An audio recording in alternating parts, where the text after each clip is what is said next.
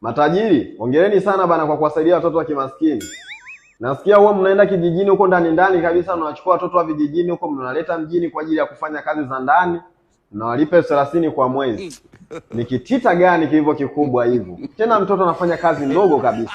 Anakupikia, anaangalia mtoto wako kuanzia asubuhi mpaka jioni, na usiku ikibidi anamfulia mtoto wako, anakufulia nguo zako, anadeki nyumba yako, anahakikisha iko safi. Unamlipa buku kwa siku. Ni upendo wa namna gani jamani? Mimi matajiri nimenyoshia mikono. Mimi ninachokijuaga kusana nyewe matajiri ni kwamba hamtakaji mtu yoyote aishi maisha magumu. Ndio maana mnawasaidia, mnawaleta mjini, wanafanya buku kwa siku, wanafanya kazi kwa buku kwa siku. Ni upendo wa namna gani?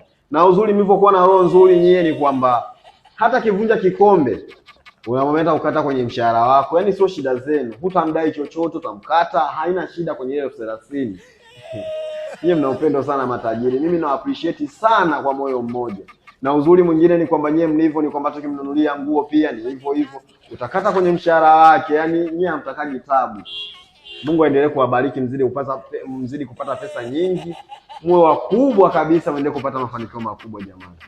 30 ni hela kubwa sana.